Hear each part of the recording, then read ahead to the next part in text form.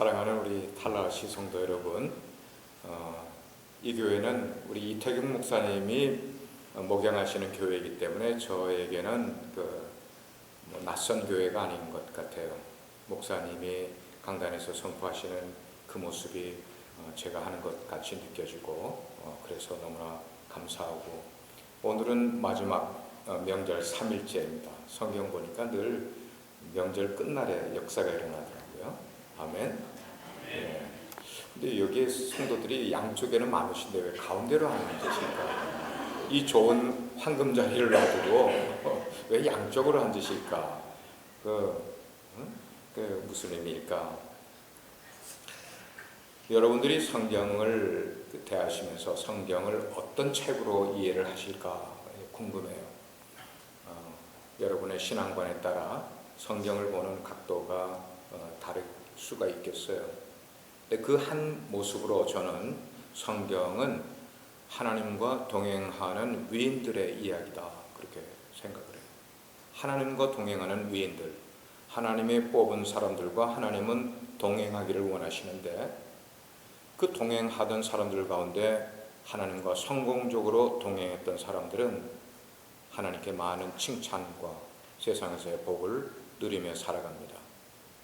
근데 하나님과 동행하기로 뽑혔던 사람들 가운데 하나님과 동행하는 바른 삶을 살지 못하는 것 때문에 그들의 인생에 큰 어려움을 겪는 example들이 어디에 나와 있습니까? 우리가 읽는 성경에 나와 있어요. 신앙생활은 하나님과 동행하는 삶입니다. 오늘 우리가 읽은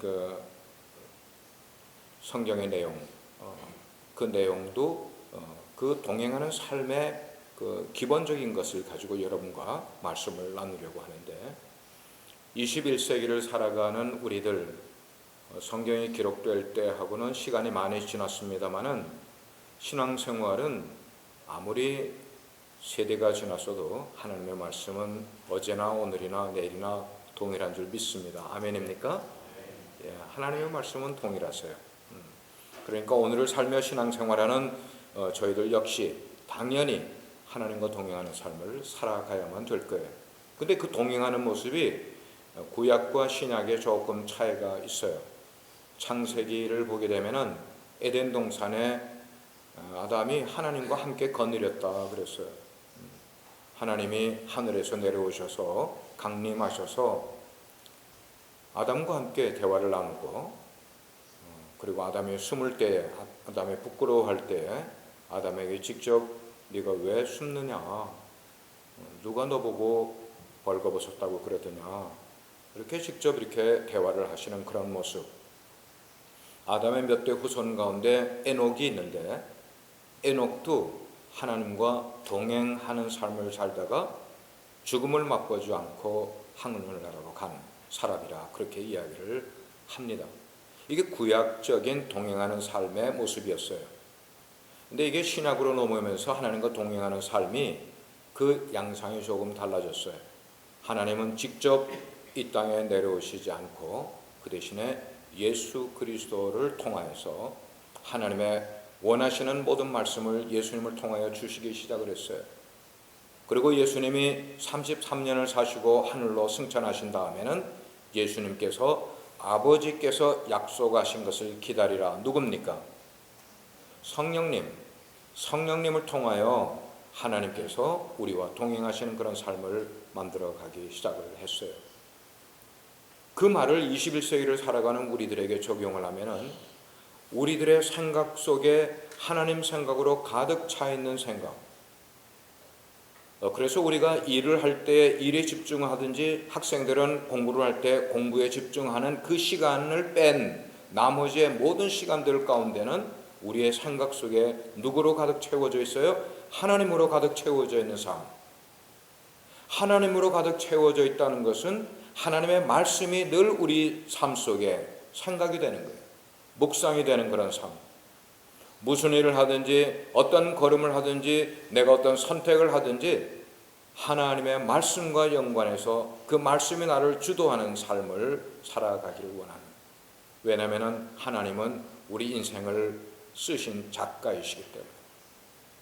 작가의 의도대로, 작가가 어떤 의도를 가지고 내 삶을 인도하는지를 작가의 의도를 잘 아는 사람은 실수함이 없이 인생을 살아갈 거예요. 우리는 그 작가의 의도를, 내 인생을 쓰신 하나님의 의도를 늘 물어봐야 되는데, 뭘 통해서요? 하나님의 말씀을 통해 물어보고 거기서 대답을 찾고, 그렇게 우리의 삶을 두드리면서 가게 되면은 우리의 인생이 결코 실패하는 인생이 되지 않을 거예요. 저는 새벽 기도에 가면은 늘 방석에 앉아서 먼저 시편 1편을 묵상을 해요. 복 있는 사람은 악인의 꾀를 쫓지 아니하고 죄인의 길에 서지 아니하고 오만한 자의 자리에 앉지 아니하며. 1편을 묵상하고 나면 23편을 갑니다. 여호와는 나의 목자시니 내가 부족함이 없으리로다. 그가 나를 푸른 초장에 누이시며 쉴 만한 물가로 인도하시는다. 그걸 하고 나면은, 저는 장로교에서 자랐지만 사역을 하면서 침례교로 바뀌었는데, 침례교에서는 예배 때 사도신경을 하지를 않습니다. 성경에 사도신경이 있는 게 아니기 때문에. 물론 기독교 역사 가운데 기독교의 리더들이 만든 것이면 사실이지만 성경에 있는 내용이 아니니까 그것을 무슨 주문해 오듯이 매번 예배 때마다 암송하는 건 맞지 않다. 그렇지만 저 자신의 신앙 고백으로는 사도신경보다 좋은 고백이 없다고 생각을 해요. 전능하사 천지를 만드신 하나님 아버지를 내가 믿사오며 그 외아들 우리 주 예수 그리스도를 믿사오며. 우리가 타 종교인과 아니면 신앙을 모르는 사람들과 변증을 할 때 그 변증을 가장 잘 대변해 줄 수 있는 말은 저는 사도신경의 내용이라고 생각해요. 이게 우리의 신앙 고백. 그래, 그거를 매일 아침 새벽 기도할 때 암송을 해요. 그 다음에는 마지막으로 시편 121편을 묵상을 해요. 내가 산을 향하여 눈을 들리라. 나의 도움이 어디서 올까? 나의 도움이 천지를 지으신 여호와께로서. 이게 하루의 일과를 하나님께 맡기면서 하나님의 말씀이 내 삶을 이끌어 주시기를, 그렇게 묵상을 하는 몇 분 동안에 그 묵상을 그냥 하는 것 아니라 그 시간에 저는 아버지 하나님을 내 기도할 자리에 모시기 노력을 하는 거예요. 내 앞에 하나님을 모셔놓고 내가 지금 드리는 기도를 아버지께서 들어주시기를 직접 대면하듯이 하나님을 모시는 시간이, 묵상을 하면서 하나님을 찾는 시간이에요. 그게 오랫동안 해왔어요. 그러면 기도가 허공을 울리는 기도를 하지 않게 됐겠죠. 왜냐하면 내 앞에 아버지께서 듣고 계시는 기도이기 때문에. 거짓된 기도를 하지 않게 되겠죠. 아버지께서 지금 내 마음을 들여다보고 계시기 때문에. 그리고 그 다음에 하나님께, 아버지께 내 기도할 기도를 쭉 읊어보기 시작을 해요. 많은 기도 제목들 받은 것, 월요일은 월요일대로 기도하고 화요일은 화요일대로 조목을 나눠서 쭉 그렇게 기도를 해요. 그 다음에 기도를 한 20-30분 한 다음에는, 그 다음에는 하나님의 음성을 듣는 기도를 해요. 듣는 기도를 하기 시작을 해요. 가만히 있으면서 아버지께서 나에게 말씀하시는 것을 듣기 시작을 해요. 듣는 기도예요. 우리는 기도 생활에서 듣는 기도에 그렇게 익숙하지 않아요. 그렇게 훈련되어 있지도 않은 것 같아요. 하는 기도만 해요. 그러다 보니까 여러분, 어린아이들이 말을 배우기 시작을 하면 버블링 한다고 그러잖아요. 버블링. 그러면 그 아이들이 자기가 뭐라고 말하는지도 모르고 그냥 혼자 짓거리는 거야. 혼자 짓거려. 그래도 어른들이 인내를 하면서 들어주잖아요. 사람이 성숙한다는 것은 자기만 말하지 않고 상대방의 말을 들어주기 시작을 하면은 성숙해지는 거예요. 기도도 마찬가지예요. 우리의 신앙이 성숙해진다는 것은 내가 하나님께 아뢰는 기도만 하지 않고 아버지께서 나에게 주시는 말씀을 듣는 기도를 하는 사람이 신앙이 성숙한 사람이에요.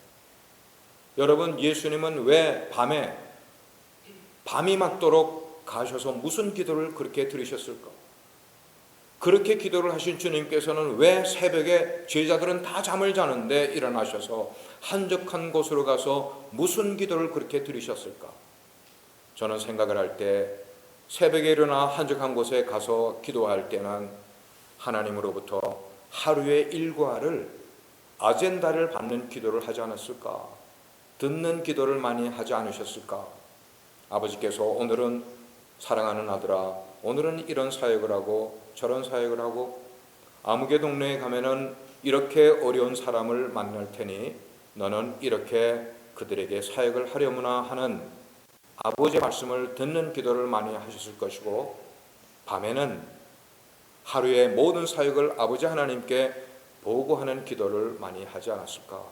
아버지요, 아버지께서 말씀하신 대로 내가 어디에 가서 누구를 만나서 이렇게 사역을 했더니 그가 이런 변화를 가지고 왔습니다.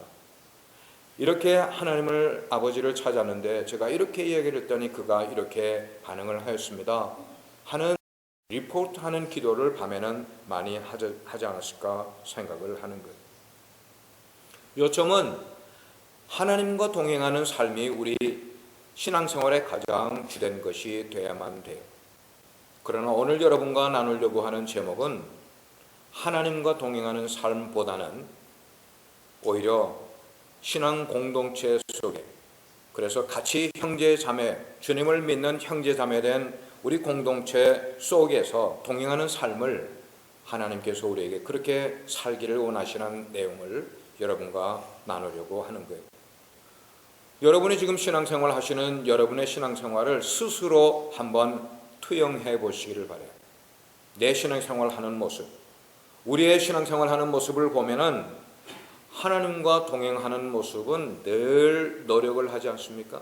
늘 열심을 내려고 하지 않습니까? 그래서 기도 생활도 찬양 생활도 전도 생활도 이 모든 것들이 다 하나님을 위해서 하나님과 함께하는 그런 생활을 하려고 노력을 하고 말씀을 읽고 묵상하는 것도 하나님과 그렇게 동행하는 삶을 사려고 애를 쓰는데 관심을 많이 기울이고 있는데, 그런데 어느 한쪽에 신앙인들과의 동행하는 삶을 우리는 굉장히 어설프게 하는 모습을 보게 돼요. 같은 신앙인들끼리의 신앙생활은 굉장히 힘들어하는 모습, 어려워하는 모습, 부딪히고 서로 싸우고 때로는 그러다가 안 맞으면 헤어지고. 제가 목회를 이렇게 쭉 해보니까 성도들 속에서 일어나는 문제의 90% 이상은 하나님과의 관계 때문에 문제 생기는 것이 아니라 사람들과의 문제 때문에 생기는 것이, 그들의 신앙생활의 시험거리의 95% 이상은 다 사람들과의 관계였어요. 사람들과의 말 때문에, 행동 때문에, 표정 때문에, 루머 때문에.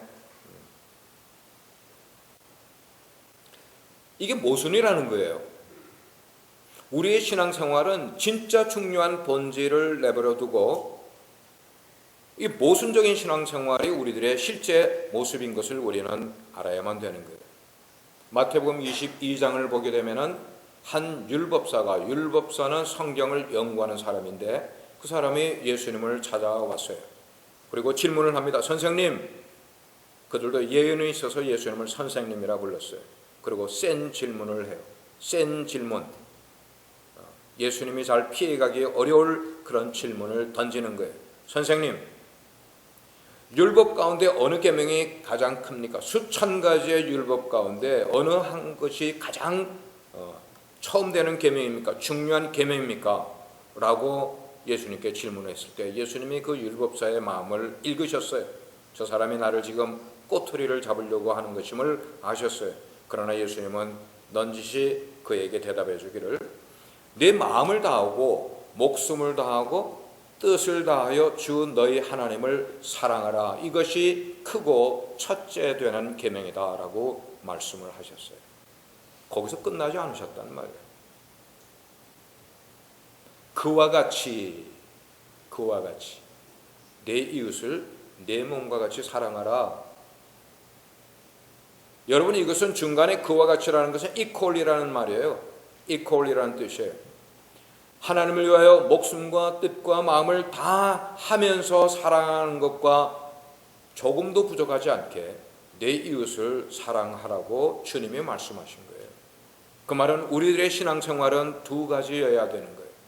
하나는 하나님과 늘 함께하는 그런 동행하는 삶이 되어야 될 뿐만 아니고, 내가 속해 있는, 내가 속하든지 아니면 속하지 않은 하나님의 자녀된 공동체들과 함께 서로 사랑하면서 그들과 동행하는 삶을 잘 살아가는 것, 이것이 진정한 동행하는 그리스도인의 삶이라는 것을 성경이, 누가? 예수님이 찾아온 율법사에게 대답을 해 주셨어요. 시카고의 다운타운에서 공항에서 한 40분 정도 떨어진 곳에 윌로우 크릭이라는 동네가 있는데, 거기에 커뮤니티 처치, 윌로우 크릭 커뮤니티 처치가 있어요. 저도 거기에서 하는 세미나에 한 2차례 참석한 적이 있습니다. 근데 거기에 존 얼트버그라는 교육 목사님이 계셨는데, 지금은 그 교회에서 사역하지 않습니다.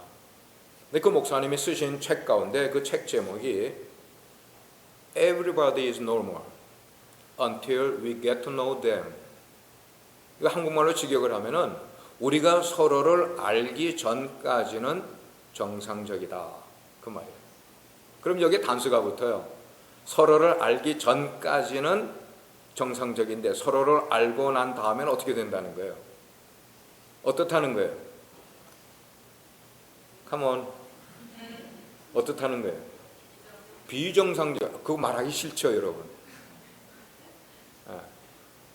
여러분, 우리 스스로는 지금 가면을 쓰고 있다고요. 내가 비정상적인데 정상적인 것처럼 가면을 쓰고 있어서, 나도 가면을 쓰고 너도 가면을 쓰고 서로가 다 가면 쓴 얼굴을 지금 가지고 있단 말이에요. 근데 우리를 들여다보면 우리의 삶은 비정상적인 부분이 너무나 많이 있어요. 자, 여러분의 오른쪽 왼쪽에 계신 분하고 한번 이야기를 해보시는데 가만히 보니까 정말 비정상적 같아 보이세요. 한번 이야기해 보세요.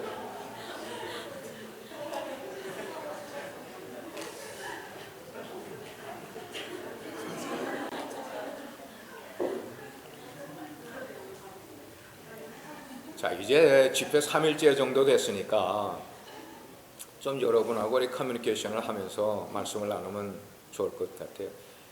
그래서 이걸 의식 있는 사람들 가운데 철학자도 아니면 작가들도 이런 것을 비유로 해서 책을 많이 썼어요, 사실은. 퀴엘케고라는 사람이 이런 비슷한 책을 썼어요. 이런 내용의 책을 썼다고요. 우리는 정상적인 사람이 비정상적인 사람들 사회 속에서 외면당하고 소외되는 그런 소설을 썼어요. 옛날에 70년대 우리나라의 책 가운데 장군의 수염이라는, 연세가 아마 한 60 이상 되신 분들은 책을 읽으신 분이 있을 거예요. 장군의 수염. 온 사회 사람들이 이 카이젤 수염을 기르기 시작을 하는데, 이 카이젤 수염을 기르지 않은 사람들은 그 사회 속에서 소외당하는 사회. 원숭이들 가운데 어느 그 숲속에 들어갔더니 원숭이 마을이 있는데, 그 원숭이 마을에는 전부 애꾸눈을 가진 원숭이들만 있어. 근데 그 마을에 두 눈을 가진 원숭이가 들어갔더니 그 두 눈을 가진 원숭이를 그 애꾸는 원숭이들이 다 뭘 취급해요? 비정상적 원숭이로 취급을 합니다. 우리가 살아가는 사회가 이런 모습이 많이 있어요. 우리가 살아가면서 이 비정상적인 것이 우리의 삶에 익숙해지게 되면은 정상적인 것이 안 보이게 돼 있어요. 그리고 내가 비정상적인 것을 모르며 살아가게 돼 있어요. 근데 그 얼트버그 목사님이 쓴 책의 첫 번째 챕터가 고슴도치 딜레마라는 챕터예요. 그 챕터의 내용에 보면은 이렇게 있어요. 성경에 우리 인간의 실존을 가장 잘 비유한 동물이 있는데 그 동물은 양이다. 그래서 이사야 53장에는 우리는 다 뭐 같아서? 양 같아서 각기 누구 길로 갔거늘? 제 길로 갔거늘. 이게 우리의 실존의 모습이잖아요. 우리는 양 같아서 하나님이 우리에게 만들어준 길을 가기를 싫어하고 제 길을 가기를 좋아하는 그 모습을 성경은 양으로 비유를 했는데 이 존 얼트버그 목사님은 양 대신에 우리 인간을 고슴도치에다가 비유를 했어요. 우리 현대인의 삶의 모습을, 그래서 그 이사야 53장을 거기다 대입을 하면은 우리는 다 고슴도치 같아서 그렇게 표현이 되는 거예요. 보게 되면은 대부분의 동물들은 뭐 양떼든지 소떼든지 이리떼든지 떼를 지어서 이곳에서 다른 곳으로 이동을 합니다. 그런 군집을 이루어서 떼를 이동을 해요. 그런데 유독 이 고슴도치만큼은 떼로 이동하고 떼로 살아가는 동물이 아니에요. 늘 혼자 다니는 동물이에요. 혼자 살아. 혼자 살다가 외로움을 느끼기 시작을 하는 거예요. 외로움을 느끼는 거예요. 시간이 지나도 또 내가 외롭다 느끼게 되면은, 그러면 그 외로움을 달래기 위해서, 그 외로움을 극복하기 위해서 고슴도치가 하는 행동은 다른 고슴도치를 찾아다니기 시작해요. 이 산 저 산 뒤지면서 다른 고슴도치를 냄새를 풍기면서 찾아다니기 시작을 하는 거예요. 그리고 다른 고슴도치를 만나면 반가워서 접근을 하게 되는 거예요. 그런데 자기의 그 외로움을 달래기 위해서, 그 외로움을 극복하기 위해서 한 외로운 고슴도치가 다른 외로운 고슴도치를 만나 그 외로움을 극복해 보기 위해서 만나는 그 순간에 문제가 생기게 되는 거예요. 자기는 전혀 의도하지 않았던, 자기는 마음으로 절대로 상대방에게 상처를 줄 생각이 없었었는데 그만 가서 사랑한다고 꽉 껴안는 순간 자기를 인해서 상대방이 상처를 받게 돼요. 상대방만 상처받는 게 아니라 그 상대방도 역시 자기에게 상처를 주는 일이 생기게 되는 거예요. 이게 자기가 전혀 의도하지 않았었어요. 그런데 그렇게 일이 되는 거예요. 근데 그 얼트버그 목사님의 설명에 따르면은 북미산 고슴도치는 등에 약 3만 개 정도의 가시를 가지고 살아갑니다. 그런데 그의 말에 의하면은 우리 인간은 30년만 살아도 그의 인생에 3만 개 이상의 상처를 가지고 사는 존재가 우리 인생이다라고 이야기를 합니다. 우리도 외로워서 이웃과 동행한다는 그런 생각에, 우정을 나눈다는 생각에 사람들에게 접근을 합니다. 내 외로움을 달래기 위해서 상대방에게 접근을 하는데 그 접근하는 순간 나도 모르게 나는 의도하지 않았는데 상대방에게 상처를 주고, 그리고 나도 상처를 받으면서 인생을 살아가는 거예요. 그러니까 힘이 들어요. 아파요. 왜 사람과 사람들이 서로 만나는데 아픔이 일어나죠? 헤어져요.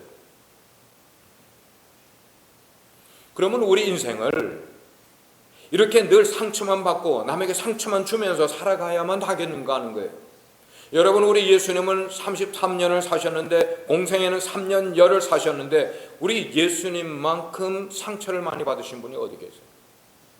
예수님이 얼마나 많은 고통을 당하셨어요. 얼마나 많은 아픔을 당하셨고 사람들로부터 이렇게 업신여김을 당하고, 우리 예수님처럼 그렇게 많은 어려움을 겪으신 분이 어디 계세요? 그렇죠. 우리 주님께서는 자신이 상처를 받는 것으로 끝나지 않으셨다는 거예요. 얼마나 많은 핍박을 받으면서도 불구하고 예수님께서는 오히려 내가 받은 상처를 인하여서, 내가 사람들로부터 소외를 당하는 그 소외를 통하여서 우리 인류의 고난을 짊어지면서 묵묵히 그리고 오히려 치유하는, 그래서 어떤 분은 글을 쓰기를 wounded healer, 예수님은 상처를 받지만 상처를 치유해주는 그런 치유받은 치유받은 그런 분의 삶을 살아가신 분이 바로 예수님이시라는 것을 말씀을 하고 있습니다. 저와 여러분이 예수님의 제자라면은 우리는 상처만 받고 그리고 상처를 주고 하는 그런 삶으로 끝날 것 아니고요. 그리고 교회를 다니면서 맨날 나는 상처받았다고 불평불만하고 그렇게 인생을 살아갈 것 아니라, 오히려 내가 상처를 받았습니까? 내가 사람들로부터 어떤 경우에 나도 모르게 외로움을 느꼈습니까? 아니면 소외감을 느꼈습니까? 그런 것들을 품는 거예요. 이해를 하는 거예요. 그러면서 내가 받은 그 경험을 다른 사람들에게 나눠주지 말고 나와 같은 경우를 당하여서 상처받은 인생이 있으면 그런 지체가 내 주변에 있게 되면 그들의 상처받은 것을 치유해 줄 수 있고 감싸줄 수 있고 만져줄 수 있는 그런 인생을 살아가는 것이 이게 진짜 제자로서 동행하는 그리스도인의 삶이 아니겠는가. 바로 이런 동행하는 그리스도인의 삶을 사는 일꾼들이 갖춰야 될 자세는 이런 모습이라는 거예요. 이런 모습이라는 거예요. 자, 그러면 이렇게 상처받은 그런 이웃들과 동행하는 그 일을 나는 어떻게 시작할 수 있을까? 나는 어떻게 그것을 만들어갈 수 있을까? 다시 말해서 동행하는 크리스찬의 삶을 잘 살려면 어떻게 살아야 될까? 오늘 본문에서 세 가지로 말씀을 주고 있어요. 첫째는 우리가 상처받은 이웃을 보는 눈이 열려야 된다는 것이. 눈이 열려야 된다는 거예요. 영적인 눈이 열리는 거예요. 36절 말씀을 보니까 예수님께서 무리를 보시고 그랬어요. 예수님이 무리를 보셨다 그랬어요. 예수님이 보신 무리는 어떤 무리였습니까? 목자 없이 방황하는 그런 모습이 예수님 눈에 보인 거예요. 그리고 35절에 보게 되면 그들은 병들기도 하고 그리고 모든 질병과 모든 약함을 가지고 있는 그런 사람들, 그런 사람들이 어렵게 살아가는 그런 인생들을 우리 주님께서는 가장 먼저 보셨단 말이에요. 보셨어요. 사랑하는 탈라시 성도 여러분, 여러분들은 어떻습니까? 정말 옆에 상처 입은 사람들이 보이셔요? 보이십니까? 우리는 보는 것 같지만 우리의 실삶은 안 보이고 있어요. 안 보이고 있어요. 왜 안 보일까요? 안 보이는 이유는 내가 받은 상처에 헤매고 있는 삶을 살아가고 있기 때문에, 내가 받은 상처를 치유받지 못한 채로 내 상처에 곪어가는 것 때문에 나 스스로 힘들어하는 삶을 살아가고 있기 때문에 내 상처 속에 매몰되어서 허우적거리는 삶을 살아가고 있는데 내 옆에 있는 사람의 상처가 보일 턱이 있어요? 안 보여요. 제가 좋아하는 목사님 가운데 고든 맥도널이라는 그런 목사님이 계셔요. 여러 베스트셀러를 정말 베스트셀러들을 많이 썼어요. 이 목사님은 이 시대를 살아가는 사람들은 두 종류의 사람이 있다고 그는 표현을 했어요. 첫 번째 종류의 사람은 driven life를 살아가는 사람, driven life를 살아가는 사람. 그 사람은 인생을 쫓기듯 살아가는 사람입니다. 이것저것 하는 게 너무 많아. 허겁지겁 허둥지둥 되면서 인생을 살아가는 거예요. 시간을 낭비하면서 인생을 살아가는 사람. 인생이 복잡해요. 심플하지를 못해요. 오늘도 어쩌면 여러분 가운데는 세상 속에서 허겁지겁 살아가시다가 이 자리에 와 앉아 계신 분도 분명히 있을 거예요. 충동적으로 인생을 살아가요. 끌려다니는 인생을 살아가는 분들. 근데 또 다른 부류의 사람은 그는 이야기를 called life라고, 소명대로 살아가는 사람, 소명에 이끌림 받는 삶을 살아가는 사람. 자기 인생을 내가 목적을 세우고 내가 계획을 세우고 살아가는 것 아니라 하나님을 만난 이후에 하나님이 내 인생의 주인이심을 알고 그분이 목적을 주신 대로 인생을 살아가는 사람. 내가 무엇 때문에 여기에 지금 있는 거지? 내가 여기 있으면서 할 일은 무엇이지를 분명히 알고 인생을 살아가는 사람.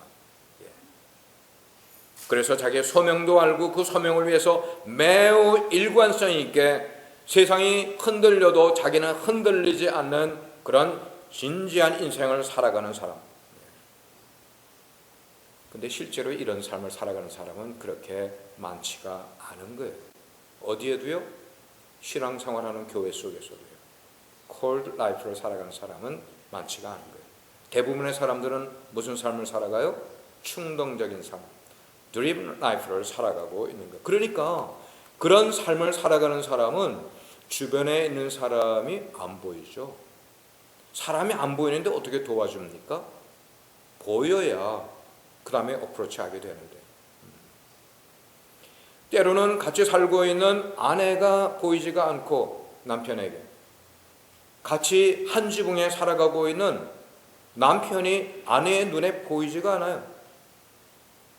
자녀가 자라는데도 자기는 관심을 많이 가지고 있다고 생각을 하는데도 그 자녀를 몰라.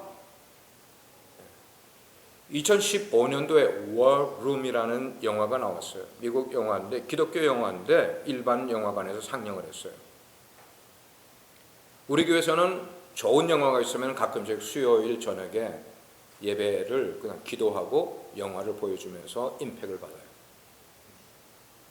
근데 여기 주인공이 나오는데 엘리자베스하고 타미라는 사람이 부부예요. 크리스찬 커플이에요. 주일날이면은 그냥 썬데이 크리스찬 가는 거예요. 그리고 남편은 제약회사 세일즈맨으로 미국을 전국을 다니면서 세일즈를 하는데 얼마나 잘하는지 몰라. 사람들에게 인정을 받아요.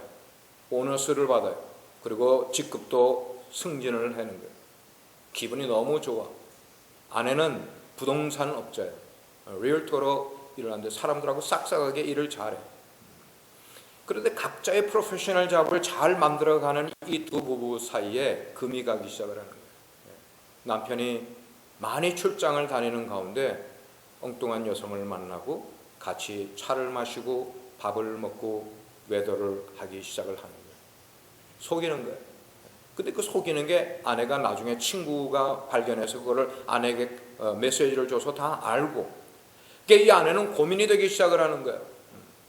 어느 날 아내가 퇴근을 해서 집에 들어오니까 딸이, 다니엘이라는 10살 된 딸이 친구하고 그 자기 침실에서 이야기하는 그 이야기를 방문 밖에서 이야기를 듣는 거예요.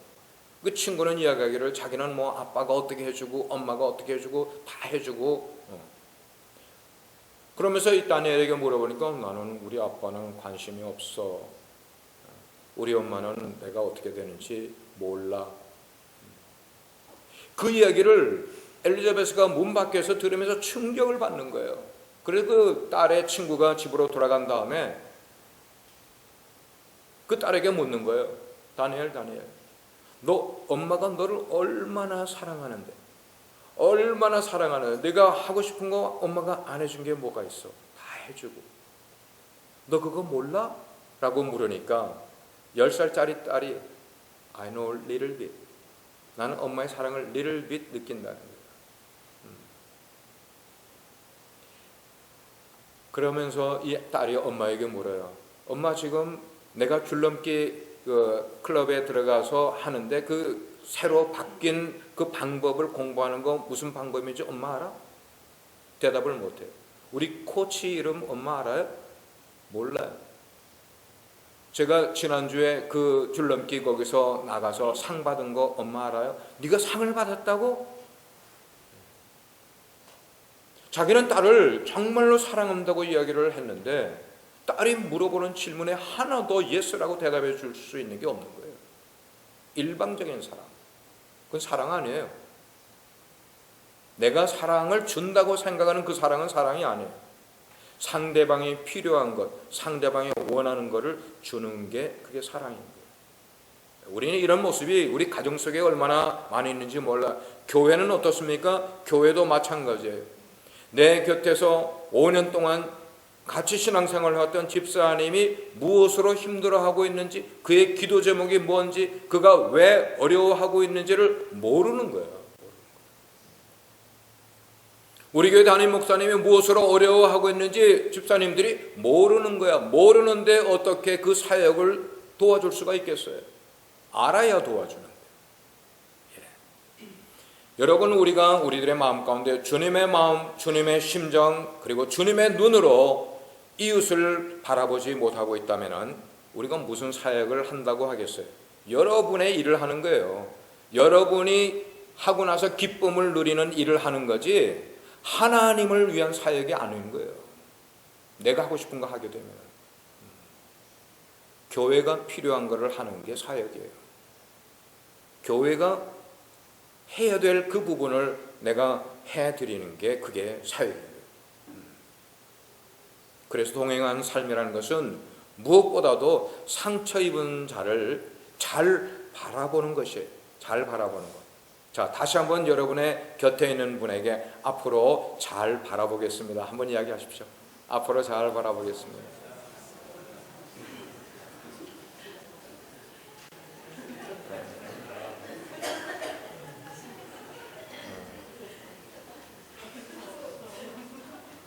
여러분의 마음을 열어가는 것이 얼마나 어려운지 저는 알아요. 아직도 한 3분의 1 정도는 마음이 안 열리셨어요. 3일째가 됩니다. 3일째. 제가 메시지를 전하면은 메시지가 이렇게 팍 쫙 들어가는 그런 공동체가 있고, 메시지를 전하면 이게 탕탕 튕기는 공동체가 있고, 그런 사람들이 있어요. 안 들어가. 이성으로 눈이 말똥말똥해가지고 듣기는 하는데 이게 머릿속에서만 자꾸만 굴리지 여기를 터치를 하지 않는 거예요. 그러나 우리의 뇌는 오른쪽 뇌와 왼쪽 뇌가 있는데, 왼쪽 뇌는 학교 공부하는 뇌예요. 그래서 왼쪽 뇌에 저장한 것은 이게 하루가 지나면은 85%를 다 잊어버려. 시험 공부 열심히 해가지고 밤새 공부를 해가지고 그 다음날 가서 시험 95점 받았어. 그런데 하루 지나면 다 잊어먹어 그건. 그러나 오른쪽 뇌에 저장한 것은 수십 년이 가는 거예요. 어린아이들이 4살 때 5살 때 할아버지 할머니에게 들었던 옛날 이야기는 기억을 해. 왜냐하면 할아버지 할머니는 이야기식으로 해줬고, 아이는 들을 때 그것을 오른쪽 뇌로 들으면은, 오른쪽 뇌로 들은 것은 가슴으로 내려가서 가슴을 터치를 하고 이게 다시 오른쪽 뇌에 올라가 저장이 되면은 이거는 수십 년 동안 잊어버리지 않는 거예요. 그래 가능한 설교는 논리적으로 설교하지 말고 이야기식으로 설교하라는 말씀이에요. 여러분 한 3분의 1 정도는 제가 보니까 마음이 아직 안 열리셨어요. 마음을 여시는 게 여러분들에게 은혜가 되는 줄 믿습니다. 마음을 여셔야 돼요. 말씀을 들으실 때. 두 번째로 우리가 동행하는 삶을 잘 살려면은 바라보는 것에서 이제는 한 걸음 더 나아가서 상처 입은 이웃들의 고통을 느낄 수 있는 가슴을 가져야 되는 거예요. 느낄 수 있는 가슴을 가져야 돼요. 눈만 가지고는 안 돼요. 보는 것만 가지고는 안 돼요. 느껴야만 되는 거예요. 저는 우리 기독교가 너무나 많은 순간, 너무나 오랜 기간 동안 입술과 머리로만 사랑을 했지 눈으로 사랑하지 못하고 가슴으로 사랑하지 못했던 것 같아요. 교회를 다니면서도 성경은 많이 아는 사람인데 사랑을 실천을 하지 못하고 살아가는 사람, 그는 머리로 사랑을 알았지 가슴으로 사랑을 느끼지 못했기 때문에 그런 것 같아요. 오늘 36절에 보니까 주님께서 무리를 보시고 그리고 그 다음에 하시는 말씀은 불쌍히 여기시니라고 말하고 있어요. 보신 것으로 끝난 것 아니라 주님의 마음에 불쌍히 여기셨다는 말씀이 있어요. 근데 이 말씀이 사사로운 예사로운 말이 아닌 것은 우리가 어떤 사람을, 어려운 사람을, 상처 입은 사람을 보고도 그냥 지나칠 수 있잖아요. 얼마나 많은 순간 우리는 그렇게 지나쳐 왔습니까? 성경에서도 예화를 그렇게 주지 않습니까? 제자들이 주님께 그러면 우리에게 이웃이 누구입니까? 라고 물을 때 예수님이 이웃에 대한 이야기를 하면서 선한 사마리아인의 이야기를 해주잖아요. 어떤 한 사람이 상인이 여리고로 내려가는 길을 가다가 강도를 만났어요. 그래서 죽을 지경이 되고 물건을 다 빼앗기고 옷도 빼앗기고 죽을 지경이 됐어요. 그런데 그 곁을 누가 지나갔어요? 레위인이 지나갔어요. 하나님의 일을 하는 일꾼이 지나갔다고요. 근데 그 사람을 봤는데 그냥 지나가 버렸잖아요. 그 다음에는 제사장이 지나갔어요. 하나님의 종이에요. 그런데 보고 그냥 지나갔잖아요. 우리가 그렇게 지나갈 수 있잖아요. 보고도 불쌍한 사람, 상처 입은 사람 보고도 그냥 지나갈 수 있고 그렇게 많이 지나갔잖아요. 근데 우리 주님께서는 보시고 그것으로 끝난 것 아니고 불쌍히 여기셨다. 영어 성경에서 불쌍히 여기신다는 단어는 compassion이라는 단어를 써요. 이 단어가 우리 주님의 마음을 움직이신 거예요. 이 compassion이라는 단어는 두 단어가 합성어인데 come, 함께라는 뜻이에요. passion, 고통이라는 뜻이잖아요. compassion이라는 것은 고통을 함께 느낀다는 그런 뜻이잖아요. 내 옆에 상처 입은 사람이 있으면 그 상처를 함께 느껴주는 거예요. 고통당한 사람이 있으면 내 고통으로 함께 느껴주는 거예요. 외로워하는 사람이 있으면 그 외로움을 나도 함께 같이 겪어주는 거예요. 함께 느끼는 거예요. 함께 느끼는 거예요. 근데 여러분, 우리들의 삶을 가만히 보게 되면은 여러분이나 저나 같은 존재인데 뭐냐면 불쌍한 존재예요. 여러분 그렇지 않습니까? 김영 집사님 안 그래? 불쌍한 존재 아니에요? 아멘 해보세요. 예. 저도 여러분들도 다 불쌍한 존재들이에요. 불쌍한 존재들. 예. 여러분 옆에 있는 분들하고 또 한 번 이야기를 해요. 마음을 열기 위해 자꾸만 합니다. 가만 보니까 당신 정말 불쌍해 보이네요. 한번 해보세요. 한번 해보세요. 아니 괜히 불쌍한 척 하지 마시고 진짜 한번.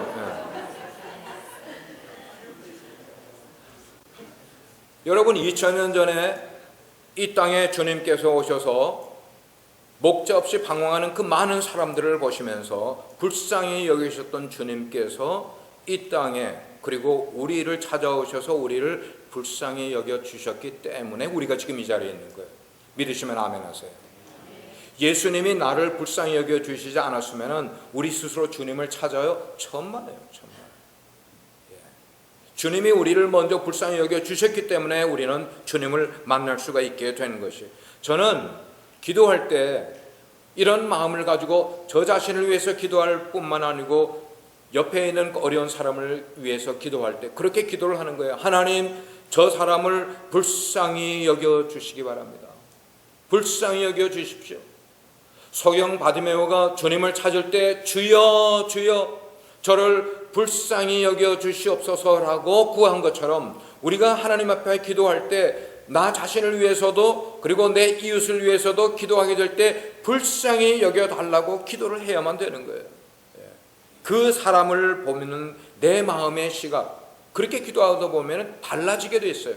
정말로 그 사람을 불쌍히 여기는 마음이 우리 속에서 생겨나는 것을 우리는 느끼게 된단 말이에요. 저는 그게 동행하는 삶이고 저는 그런 삶이 미니스트리라고 생각해요. 여러분 미니스트리가 뭐예요? 상대방의 자리에 가서 상대방의 마음을 알아줄 수 있는 보듬어 줄 수 있는 그런 모습. 그런데 이런 불쌍히 여기는 마음을 가지려면 중요한 것은 상대방의 자리에 내가 있어야만 그것을 알게 된다는 거예요.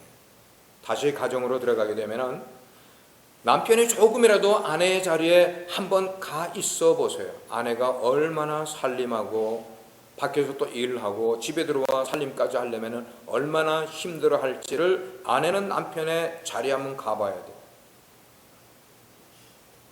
아내는 또 남편이 밖에서 얼마나 그 사람들 가운데서 자존심 다 구겨가면서 상사에게 막 쫑꼬를 먹어가면서 힘들고 스트레스 받고 하는 그런 삶을 남편의 자리에서 남편을 한번 이해하려고 생각을 해보세요. 이런 생각을 하기 시작을 하면 부부 생활이 가정 생활이 달라지게 돼 있어요. 교회 생활에도 마찬가지예요.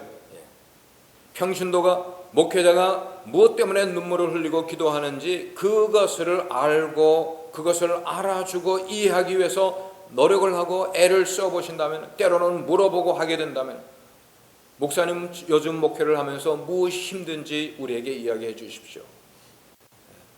쉽게 이야기는 안 하겠지만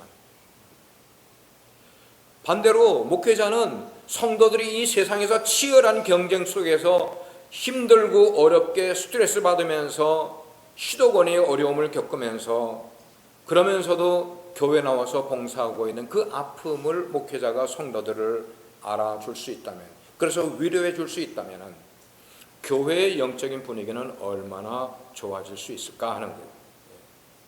우리는 상대방의 입장에 서볼 필요가 있는 거예요. 왜 저 사람은 저렇게 맨날 불평이야 라고 그러지 말고 그 불평하는 사람의 마음속에 들어가 보면은 불평하는 이유가 있어요. 그거를 이해해 주는 거예요. 제가 세미나리에서 공부를 할 때에 THM 공부를 할 때에 제 친구 목사 가운데 전도를 굉장히 열심히 하던 친구가 있었어요. 짐 샤프이라고.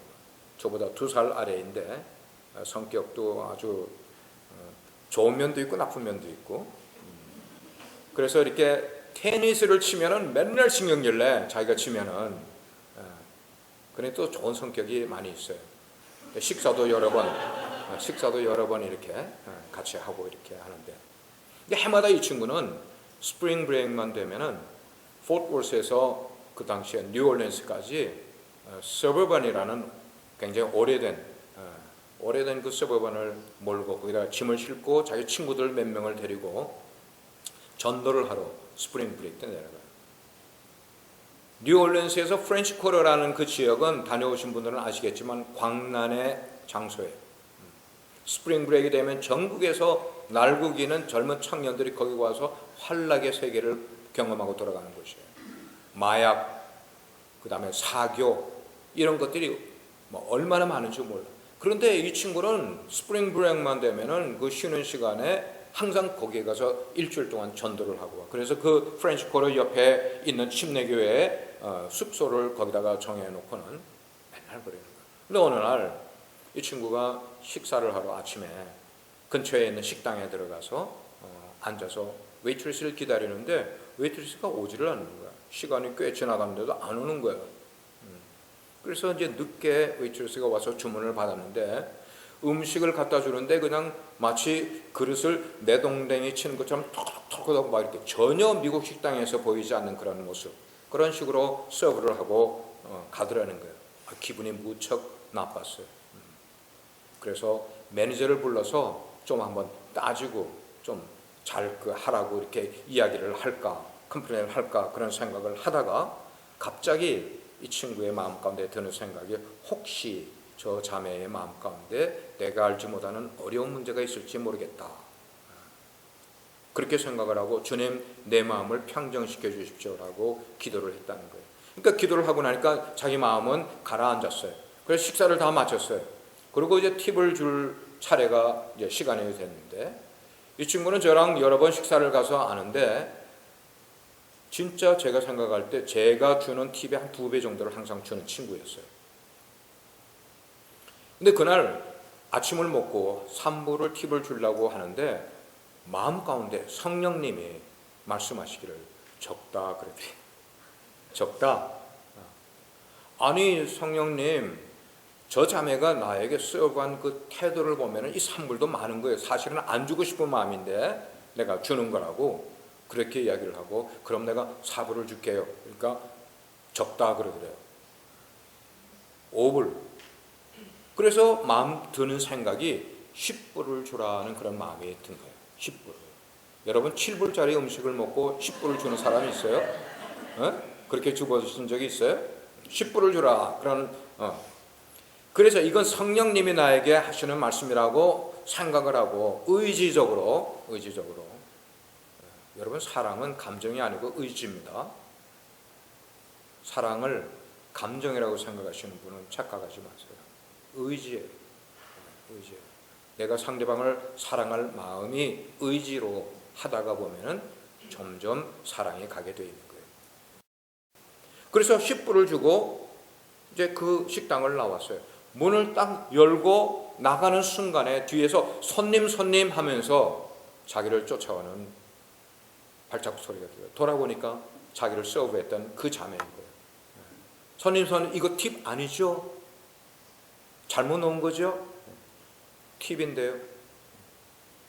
아니 웬일로 이렇게 팁을 많이 주셨어요? 그랬더니 이 친구가 이야기하기를 내가 자매님 태도를 보니까 무언가 내가 모르는 어려운 문제가 자매에게 있는 것 같아서 내가 이렇게 팁을 주면은 자매님에게 좀 격려가 돼서 이 다음에 일을 좀 더 잘 할 수 있지 않을까 생각을 했다고. 그래서 조금 더 내가 팁을 넣는 거라고 그랬더니 이 자매가 그 얘기를 듣고는 그 자리에서 얼음 굳듯이 굳어져 버린 모습으로, 그러더니 금방 두 눈에서 굵은 두 줄기의 눈물을 주르륵 하고 흘리는 거예요. 손님, 제가 너무 무례했었죠. 손님을 제가 제대로 서브하지도 못했었죠. 근데 사실은 어젯밤에 저희 남편이 집을 나갔어요. 이혼하자고 말하고 집을 나갔어요. 그래서 저희 친구가 그 눈치를 알아채고는 잠깐만 이리 오라고. 그래서 아침에 손님이 많지 않았으니까 빈자리에 앉히고는, 사실은 내가 미니스터, 목사인데 자매님을 위해서 내가 기도를 해주고 싶은 마음이 있는데 해도 되겠냐고. 물론이죠. 저를 위해서 기도해 주세요. 그래서 기도를 하기 직전에 그 자매에게 말씀을 전했어요. 자매님, 누구든지 세상살이 하다가 보면은 자매님처럼 그런 일을 경험할 수가 있을 거예요. 누구든지 다 당할 수가 있을 거예요. 그러나 모든 사람이 나를 배신해도, 모든 사람이 내 곁을 떠나도 끝까지 영원히 나와 동행해 주실 수 있는 분이 한 분 계십니다. 그분이 바로 예수 그리스도십니다 라고 이야기를 하고, 그 예수님을 자매님의 마음에 모시기를 간단하게 복음을 전했어요. 그 자매가 그날 복음을 받아들인 거예요. 나하고 전혀 상관없는 사람인데도 그 사람의 자리에서 그 마음을 알아주었더니 그가 예수님을 영접하는 놀라운 사건까지 계기가 됐다면, 우리는 1년을 같이 신앙생활하고 5년을 같이 신앙생활하고 10년을 같이 신앙생활을 한다고, 사랑한다고 말은 하는데도 불구하고 그 사람의 자리에 가보지 못했기 때문에, 그 사람을 이해해주지 못하고 감싸주지 못한 것 때문에 여전히 우리는 남남과 같은 모습으로 한속에 예배를 드리고 있지 않느냐. 사랑하는 탈라시 성도 여러분, 이렇게 상대방의 마음을 알아주는 것, 이게 바로 동행하는 삶이고, 그리고 이런 것이 가장 자연스러운 전도가 아니고 뭐가 전도이겠어요? 동행하는 삶이 곧 전도라는 거예요. 마지막 세 번째로 상처 입은 사람을 제자 삼는 것이 바로 동행하는 삶인 것이. 10장 1절 말씀은 같이 한번 소리내서 읽겠습니다. 10장 1절 소리내서 읽습니다. 시작. 예수께서 그의 12 제자를 부르사 더러운 귀신을 쫓아내며 모든 병과 모든 약한 것을 고치는 권능을 주시니라. 여러분, 예수님께서 12 제자를 왜 부르셨을까? 부르신 이유는 뭐예요? 목적 없이 방황하는 그 추수할 곡식들이 너무나 많기 때문에, 예수님의 눈에는 그냥 죄다다 추수할 곡식으로 보이는 그 사람들이 너무나 많은데 추수할 일꾼들이 부족하기 때문에 제자들에게 말하기를, 너희들은 아버지께 기도하여서 추수할 일꾼을 보내달라고 기도하라고 그렇게 말씀을 하는 거예요. 그리고 나서 제자들을 부르시면서 그들이 할 일을 주님께서 배당을 하시는 거예요. 이런 일을 하라고. 첫째는 복음을 전하는 일을 하라고. 그리고 약해져 있고 병들고 고통받고 상처받은 수많은 사람들에게 소외당하는 그런 사람들을 너희들 눈에 눈만 열면 부지기수로 보이는 그 죽어가는 영혼들을 끌어안아 주라는 거예요. 사랑해 주라는 거예요. 그리고 기회를 주시면은 그 하나님의 복음을 그들에게 전해서 그들의 영혼의 구원을 받게 만들어 주는 거예요. 이게 동행하는 삶이지 뭐가 동행하는 삶이겠느냐. 어떻게 우리가 제자의 삶을, 그런 삶을 살아갈 수 있을까? 언제부터인가 목회를 이제 어지간히 했으니까 내가 인생에서 무언가를 남기는 게 중요하겠다. 내 삶의 보람을 가지는 게 중요하겠다. 그것은 뭘까 생각을 할 때, 수백 명을 목회를 하면서도 마음 가운데는 내가 12명, 예수님처럼 12명의 제자를 만드는다면 그 12명의 제자를 남기는 것이 내 인생의 가장 보람된 일이겠다. 그러면서 이제 12명 제자를 남기는 작업을 수여 년 전부터 하기 시작을 했어요. 그래서 목회자들 가운데도 두 분을 계약을 맺고 코칭을 하면서, 한 분은 알칸사에 있고 한 분은 오클라호마에 있지만 이분들을 코칭을 하는 거예요. 그러면 그분들이 뭐 8년 목회를 하고 14년 목회를 한 분들이지만, 그러나 그들의 사역에 코칭을 받아야 될 일들을 서로 이렇게 나누는 거예요. 그럼 이야기를 해주는 거예요. 가이드라인을 제시해주고, 그러나 그분이 할 수 있게끔 스스로를 하게끔. 그리고 우리 교회에 목장을 이끌어가는 목자님들, 그 목자님들 가운데 몇 분을 추려서 제자 훈련을 따로 시키면서 이분들을 진짜 제자로 삼는 일이 필요하다. 제가 그분들에게 그렇게 챌린저해요. 내가 이렇게 12명을 제자 삼는 것이 내 인생의 가장 보람으로 생각하면서 시작을 했으니까 목자님들도 여러분의 목원들을 제자 삼는 사역을 그렇게 해보십시오라고 이야기를 드렸어요. 그랬더니 목자 가운데 한 분이, 목사님 12명 그건 너무 힘들어요. 좀 깎아주세요. 그래. 12명 힘들면은 그래 6명만 해보시라고. 6명만. 6명도 많대. 6명도. 그러면 거기서 또 절반해서 3명만, 여러분 평생에 3명만 제자를 삼아보시라고.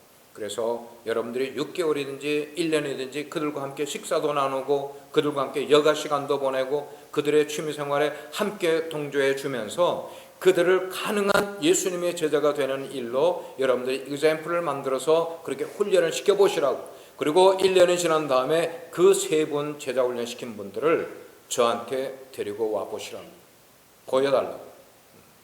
그렇게 이야기를 했더니 한 2달쯤 지났는데 그 목사님이 찾아오셔서, 목사님 3명도 너무 힘이 들어요. 3명. 그래요. 사실은 2명도 힘든 줄 제가 알아요. 그러니까 집사님 꼭 한 사람만 제자로 양육을 해보시길 바랍니다. 스스로 신앙생활하기 어려워하는 그 한 사람, 마음에 힘들어하고 상처를 가지고 있고 외로워하고 사람들에게 소외됨을 느끼는 그런 사람을 일부러 찾아서 그와 시간을 보내면서 당신이 받았던 주님의 사랑을 그분들에게 나눠주는 그 일을 한 사람만 해보십시오. 여러분, 동행하는 삶이라는 것은 여러 사람이 아니에요. 한 사람만 해도 돼요. 한 사람을 동행하는 삶을 삶아서 예수님의 제자를 만들면 되는 거예요. 언젠가 저희 아들 부부와 함께 셋이서 텍사스 레인저스 그 야구 경기장에 갔었어요. 저희 며느리가 배가 일해가지고 한 8개월 됐을 때 야구장에 같이 갔었는데, 그 야구장에 수만 명의 사람이 입추의 여지 없이 모여서 막 자기 팀을 응원하는데, 뭐 레인저스 팀을 응원하겠죠. 그래서 우리 팀 선수가 히트를 치면은 막 환성을 지르고 하나가 돼서 막 소리를 지르고, 그리고 뒤에 가서 이 사람들은 패밀리끼리 참 많이 와요. 패밀리끼리. 그리고는 가서 먹을 걸 사다가 먹고 또 맥주도 사다가 마시고 그러면서 흥겹게 하다가 경기가 끝나게 되니까 이 많은 사람들이 그대로 썰물같이 다 빠져나가는데, 이것은 공동체가 아니었어요. 그냥 운동을 관람하고 끝나는 사람들이었어요. 제가 그 경기를 갔다가 오면서 묵상 기록을 이렇게 쭉 하면서 우리 교회는 어떤 모습일까 생각했어요. 우리 교회는 선데이가 되면은 우리 성도들이 다 가지런히 옷을 차려입고 예배드리러 이렇게 모였다가 찬송도 부르고 기도도 듣고 설교도 듣고 돌아가게 될 때는 설교 좋았습니다 한마디 하고 돌아가지만, 돌아간 이후에 그들의 라이프를 보게 되면은 세상에서 살아가는 삶 그대로 다시 세상으로 돌아가는 삶을 살게 된다면 걱정이 되는 거예요. 교회가 이렇게 되면 안 되겠는데, 내가 목양하는 교회가 이런 교회가 되면 안 되겠는데. 그래서 제가 여러분께 말씀드리는 것은, 여러분 중요한 것은 대중이 아니에요. 아무리 사람들이 많이 모여도 거기에 그리스도의 사랑으로 하나 된, 그리고 사명으로 하나 된 것이 없는 신앙 공동체는 그냥 나가면 뿔뿔이 흩어지면은 그냥 다 모래알 같아요. 모래알. 막대기야, 막대기. 한 점 세웠다가 막대기를 탁 놓으면은 이 막대기 주르륵 다 흩어져 버려요. 흩어져. 그러나 콩을 솥에다 넣고 끓이게 되면 콩은 다 하나하나 돌아가잖아. 그죠? 하나하나 돌아가는데 이걸 넣고 끓이면은 이게 더워지기 있으면은 거기서 끈적끈적한 것이 나오기 시작을 해요. 그러면 우리의 어머니들은 그 콩을 가지고 툭툭 치고 툭툭 치고 밟고 그래가지고 뭘 만들어요? 메주를 만들어. 메주를. 저는 교회는 막대기 같은 신앙인들이 모인 곳이 아니라 메주교회가 되어야 된다고 생각합니다. 우리가 녹아져야 되는 거예요. 녹아져. 우리 개개인의 그 뭐 여러분의 그 캐릭터를 없애라는 것 아니에요. 그렇게 하나가 되게 될 때. 그래서 여러분이 예배에 나와 앉아 있지만 내 곁에 앉았던 사람이 무슨 기도 제목을 갖고 있는지를 알고 같이 기도해 줄 수가 있고, 우리 공동체 속에 있는 분이 어떤 아픔을 가지고 있다면은, 그래서 여러분들 예배에 나와 있으면서도 들어오는 사람들의 얼굴을 살피시면서 혹시 수심에 찬 성도가 없는지, 혹시 그늘이 진 그런 얼굴로 찾아오는 사람이 없는지, 그러면 그 사람은 영락없이 앉게 되면 울 거야. 기도하는 게 있을 거예요. 마음에 어려움이 있기 때문에. 그런 사람을 가서 꼭 손을 붙들어 주는 것만큼 중요한 게 없어요. 어깨를 이렇게 한번 보듬어 주는 것만큼 중요한 게 없다는 거예요. 이런 것들이 교회 속에서 일어나게 되면은 내 곁에 있는 사람이 우연히 있는 사람이 아니라 그분을 어떻게 만나주느냐, 어떻게 섬기느냐, 이게 사역이고 이게 동행하는 그리스도인의 삶이라는 거예요. 아마 여러분 가운데 대부분이 보셨을 거예요. 쉰들러스 리스트라는 영화가 있었어요. 아직도 저의 뇌리에 선명하게 남아있는 그 마지막 장면을 저는 잊을 수가 없어요. 전쟁이 끝났어요. 그 소식을 들은 쉰들러가 여러 유태인들 앞에서 그렇게 고백하는 거예요. 자기의 시계를 보여주면서, 내가 이 시계를 팔았으면 당신 한 사람을 더 구할 수가 있었을 텐데, 내가 이 반지를 빼서 팔았으면 유태인 한 명을 더 구원할 수가 있었는데, 내가 타고 다니는 이 자동차를 팔았으면 한 명 혹은 몇 사람을 더 구원할 수가 있었을 텐데. 쉰들러가 그렇게 이야기를 하니까 그 옆에서 그 얘기를 듣고 있던 키가 자그마한 유태인 랍비가 이런 유명한 말을 남깁니다. 한 사람을 구원하는 것이 바로 온 인류를 구원하는 것입니다. 저는 그 대목을 잊을 수가 없어요. 한 사람을 구원하는 것이 온 인류를 구원하는 것이다. 우리가 나가서 어떤 많은 사람을 전도하려고, 많은 사람을 구원하려고 애를 쓰는 것보다 내 가까이에서 하나님의 사랑이 필요한 그 한 사람을 구원시키는 것이 곧 하나님의 마음이 온 인류를 구원시키는 그 내용. 지금은 자꾸 했습니다마는 마더 테레사 수녀가 노벨 평화상을 받았어요. 서방 기자들이 가서 물어요. 빌 게이츠 같은 사람은 수백억 달러를 사회에 환원시키면서 도서관을 대학교에다가 지어주고 학교를 세워주고, 그런 사람들은 노벨 평화상을 받지 못했는데 어떻게 당신은 평화상을 받았습니까? 당신은 어떻게 그 인도 캘커타의 뒷골목에 저 수많은 사람들을 돌볼 수가 있었습니까? 라고 질문을 했어요. 그럴 때 테레사 수녀가 그 서방 기자에게 대답을 했어요. 수많은 사람들이라고요? 저는 수많은 사람들을 한 번도 본 적이 없어요. 저는 늘 내 곁에 다가오는 한 사람에게 집중하였을 뿐이에요. 내 곁에 다가오는 한 사람에게 집중한 삶은 세상, 세계가 알아주는 평화상 대상이 됐어요. 내 인생길에서 만나는 사람, 여러분의 한 공동체 속에서 만난 이 한 사람이 여러분의 인생에 얼마나 의미 있는 사람인지를 여러분이 인정을 할 때에 그 사람의 자리에 가게 될 거예요. 그리고 그 사람의 필요를 여러분들이 느끼게 될 거예요. 그리고 그 한 사람에게 여러분의 삶이 집중하는 삶을 살아간다면 그게 주님이 이 교회를 통하여 여러분의 인생을 통하여 가장 영광을 받으실 일이고, 그 동행하는 삶을 살아가는 이것이 이 시대가 필요로 하는 미니스트리, 그게 사역인 거예요. 동행하는 삶이 사역인 거예요. 머리를 숙이시겠습니다.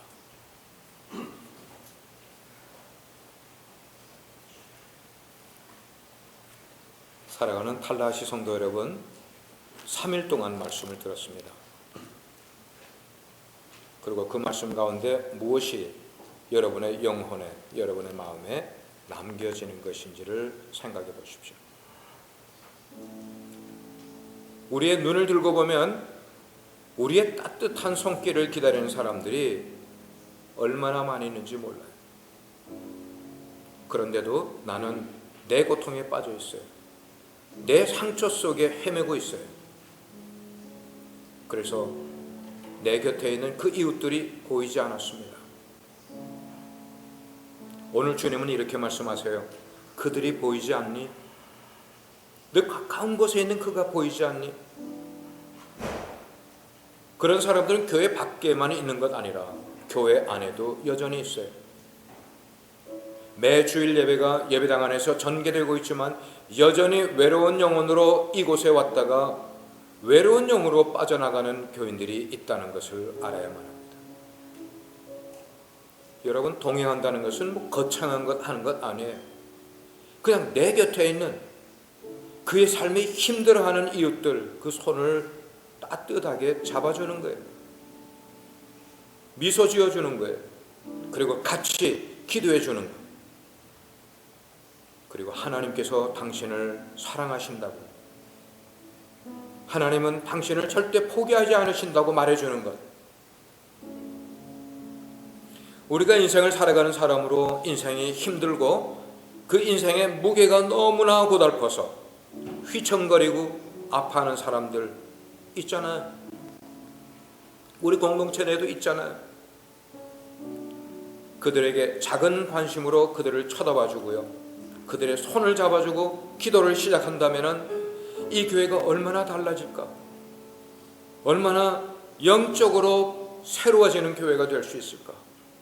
사람들이 이 교회에 들어왔다가 그 하나님의 사랑을 느낄 수밖에 없는 그런 공동체. 그게 바로 동행하는 삶. 그게 바로 우리가 해야 될 사역인 거예요. 분주하게 왔다 갔다 그렇게 하는 게 우리의 사역이 아니라 집중하는 사역. 한 사람에게 집중하는 사역. 이 시간에 한번 여러분의 마음을 쏟아내 보시길 바래요. 여러분 마음에 상처가 있다고 생각하는 분 꺼내시길 바랍니다. 외롭다고 소외받고 있다고 생각하는 분 주님 앞에 꺼내십시오. 그리고 치유받으십시오. 우리가 그 마음 그냥 가지고는 남을 사랑할 수가 없어요. 동행해 줄 수가 없어요. 치유받아야 돼요. 오 하나님, 내 마음이 그런 마음이었습니다. 너무나 힘이 들었어요. 주님, 제 인생이 너무 지쳤어요. 주님, 제 인생이 정말 너무 지쳤어요. 너무나 무거워요. 주님, 이대로 가다가 쓰러지겠어요. 그런 마음 갖고 있는 분 주님 앞에 쏟아내시고 주님의 손길이 느껴질 수 있도록, 그리고 내 주변에 그렇게 어려워하는 분이 있으면 여러분 다가가시길 바랍니다. 다가가시길. 주님이 우리를 그렇게 찾아와 주셨어요. 죄인인데도, 너무나 못난 인생인데 주님을 의지하지 않았던 우리인데도 주님은 찾아와 주셨어요. 우리를 보시고 불쌍히 여겨주시고 다가와 주신 분이 주님이시죠. 이 시간에 우리가 크게 기도하지 않아도 좋아, 진심으로 기도하시길 바랍니다. 내 앞에 하나님을 모시고 기도하시길 바라요. 내 기도를 주님 들어주실 분으로 믿고 기도하시는 시간 되기를 바랍니다. 우리가 부르짖지 않아도 좋습니다. 주여, 주님을 한번 찾고 이 시간에 간절히 기도하는 시간 갖겠습니다. 같이 기도하겠습니다. 주여, 아버지 하나님, 아버지 하나님, 우리를 도와주소서. 주여, 우리를 도와주소서. 너무나 연약한 저희들, 너무나 변덕이 많은 우리들, 하나님의 우리 스스로 치유받지 못한 채로 내 상처 속에 매몰되어 살아갔던 저의 잘못을 주님 용서하여 주시고, 아버지 하나님, 이 시간에 꺼내놓습니다. 하나님, 꺼내놓습니다. 우리를 살펴주시고 주여, 우리를 놓아주셔서 주여 새롭게 하여 주시고, 아버지 새롭게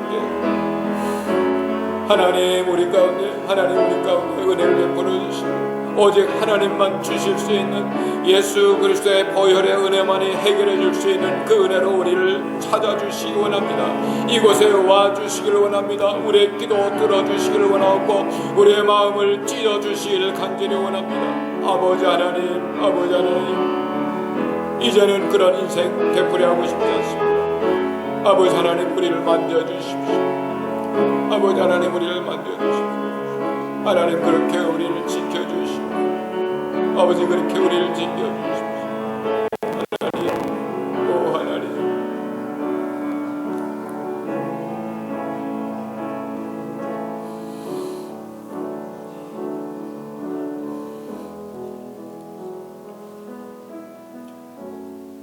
사랑하시는 주님, 주님 사랑합니다. 주님 사랑합니다. 주님이 십자가에서 먼저 우리를 사랑해 주셨기 때문에, 주님이 먼저 손을 내밀어 주셨기 때문에 우리가 주님 손을 붙듭니다. 주님 마음을 아프게 했던 저희들이지만 주님 용서해 주신다는 믿음 가지고 주님 손을 붙듭니다. 세상 살아가는 게 너무 힘이 들어요. 이웃과 관계하는 것이 너무 어려웠는데 하나님 저희를 치유해 주시고